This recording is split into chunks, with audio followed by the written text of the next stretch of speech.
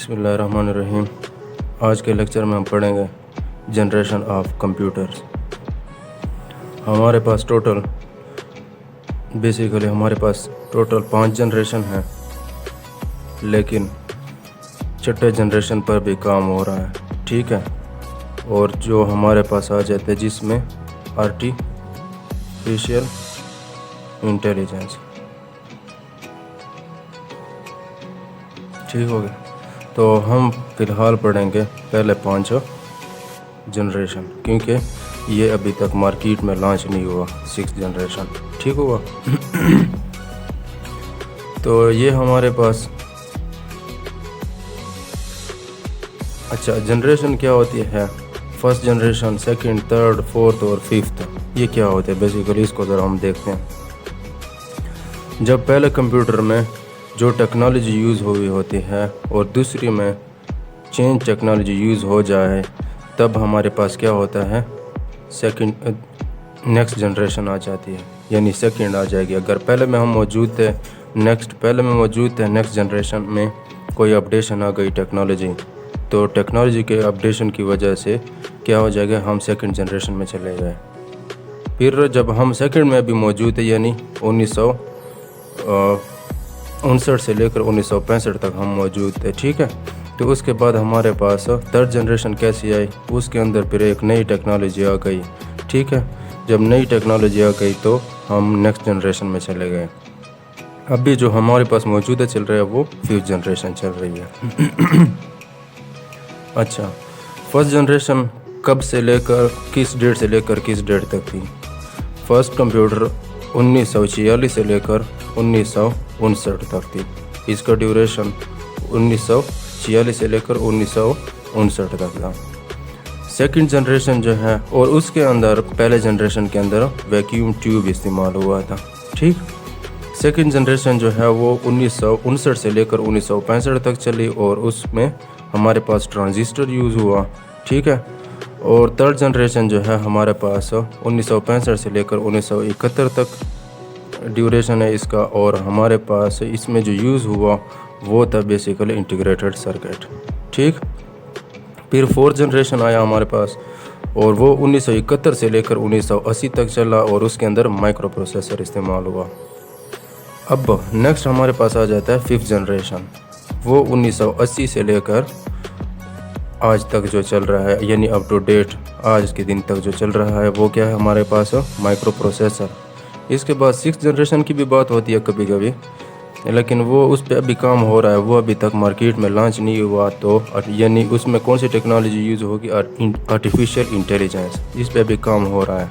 जिसके लिए बेसिकली मेरे ख्याल में लैंग्वेज यूज़ होती है वो पाइथन यूज़ होती है, और भी बहुत सारे हैं, सी भी यूज़ होती है, C++ भी है, और कम्बिनेशन भी हो सकते हैं इन लैंग्वेजेस की, लेकिन इनकी हम बात नहीं करेंगे क्योंकि अभी इस पर काम हो रहा है, ठीक।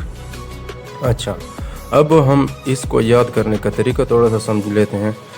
ये स्टार्ट हुआ 1946 से, ठीक होगा, और हमारे पास जो एंडिंग आ रहा है वो 1980, यानी ये पहला जो स्टार्ट हो रहा है वो 1946 से स्टार्ट हो रहा है, ठीक है। और फिफ्थ जनरेशन जो स्टार्ट हो रहा है वो 1980 से हो रहा है। अब इसमें हम क्या कर लेंगे, 13 ऐड कर लेंगे, ठीक है।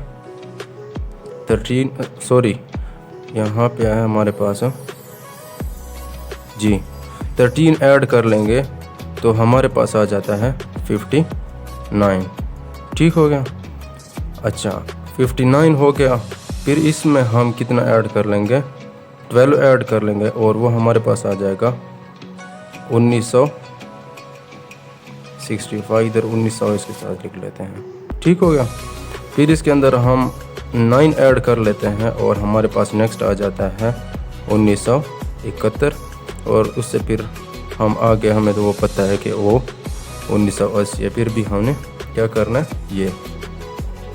अच्छा, ये हो गया। अब क्या करेंगे नेक्स्ट,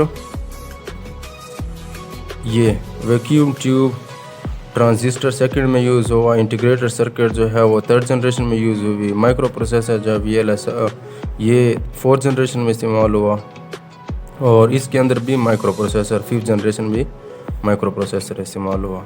तो इनको याद करने का तरीका क्या है, हम पहले लफ्ज़ को ले लेते हैं V, ये T, I, M और M। तो ये देखें, ठीक होगा। हम लिख लेंगे V टीम शॉर्टली। तो फर्स्ट में क्या आ जाएगा हमारे पास V, सेकंड में हमारे पास आ जाएगा T, I, M, M, ठीक होगा, V टीम। ये याद करने का तरीका है। तो V vacuum tube, T transistor, I integrated circuit, M micro processor और दूसरा M ये भी माइक्रो प्रोसेसर। यानी first, second, third, fourth, fifth में क्या क्या टेक्नोलॉजी यूज़ हुई थी, ठीक हो गया। अब एक क्वेश्चन बनता है कि यहाँ पे तो 2 M आ रहे हैं, फिर इसमें वो फोर्थ और फिफ्थ जनरेशन में डिफरेंस क्या है, ठीक है। तो डिफरेंस ये है कि यहाँ पे इसके अंदर जो यूज़ हुआ था फोर्थ जनरेशन में, ये फोर्थ जनरेशन की बात हो रही है और ये फिफ्थ जनरेशन की बात हो रही है। फोर्थ जनरेशन में हमारे पास VLSI यूज़ हुआ था, यहाँ पे ULSI। VLSI क्या होता है, वेरी लार्ज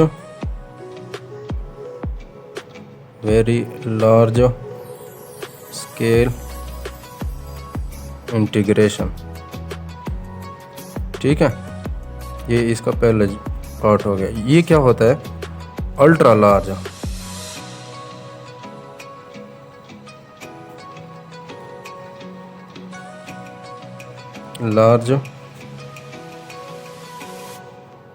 स्केल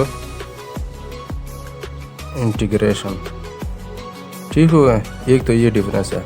अब हम ये क्वेश्चन भी कर सकते हैं कि वेरी लार्ज स्केल इंटीग्रेशन और अल्ट्रा लार्ज स्केल इंटीग्रेशन में क्या फ़र्क है। तो इसमें ये फ़र्क है, इसका हम दूसरा जो मेन फ़र्क है वो लिखते हैं, और वो है इसके अंदर जो है ना 1000 ऑफ ट्रांजिस्टर यूज्ड, ठीक है। इसके अंदर जो है more than 1 million transistors were used, ठीक हो गया। इसके अंदर मोर देन 1 मिलियन यानी 10 लाख से भी ज़्यादा ट्रांजिस्टर इस्तेमाल हुए, लेकिन इसमें क्या है हज़ारों की तादाद, यानी 1 लाख से कम। तो 1 लाख से कम और 10 लाख से ज़्यादा, ये क्या है, बहुत बड़ा डिफरेंस है। तो मैंने पहले समझाया था कि जब हमारे पास फर्स्ट जनरेशन से हम सेकंड में जाते हैं तो टेक्नोलॉजी चेंज होती है, अपडेशन होती है, कोई चेंजेस आते हैं।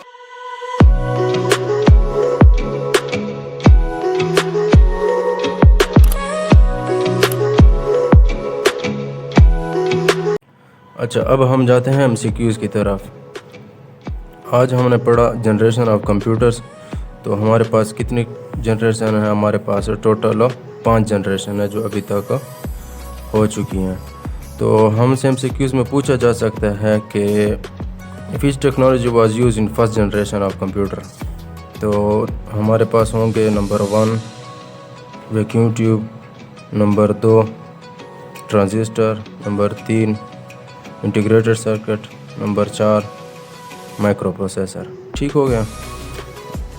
तो इन 4 में से हमने कौन सा सेलेक्ट करना है, वैक्यूम ट्यूब, क्योंकि हमने पढ़ा होगा कि वैक्यूम ट्यूब इस्तेमाल होता है। सेकंड जनरेशन में पूछेगा विच technology was used in second generation, तो ये फिर 4 दिए गए होंगे और हमने ट्रांजिस्टर को सेलेक्ट करना है। थर्ड में भी यही पूछ सकते हैं, फोर्थ में भी यही पूछ सकते हैं।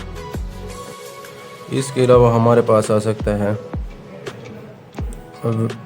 VLSI stand for very large scale integration, ठीक है। VLSI क्या होता है, इसमें थाउजेंड्स ऑफ ट्रांजिस्टर यूज़ होते हैं। इसकी रेंज क्या है, 1000 ऑफ ट्रांजिस्टर। और अल्ट्रा ULSI क्या होता है, जो फिफ्थ जनरेशन में इस्तेमाल हुआ है। तो ये पूछ सकते हैं ULSI स्टैंड फॉर, तो हम कहेंगे कि अल्ट्रा लार्ज स्केल इंटीग्रेशन, ठीक है। और इसके अंदर रेंज भी पूछ सकता है कि इसमें कितने ट्रांजिस्टर इस्तेमाल हुए, तो हम कह सकते हैं कि मोर देन 1 मिलियन। 1 मिलियन हो सकता है, या फिर ऐसे दिया होगा 1+ मिलियन, ठीक हो गया। तो और ट्रांजिस्टर वर यूज ऐसे। तो हम क्या करेंगे, हमें पता होना चाहिए बस, फिर हमारे MCQs होगा। फ़िलहाल के लिए इतना काफ़ी है, बाकी इंशाल्लाह नेक्स्ट लेक्चर में पढ़ेंगे। और कोई क्वेश्चन हो या कुछ भी हो या कुछ कन्फ्यूजन हो तो मुझसे कमेंट बॉक्स में पूछ सकते हैं, इंशाल्लाह आपको रिस्पांस मिलेगा। तब तक के लिए अल्लाह हाफ़िज़।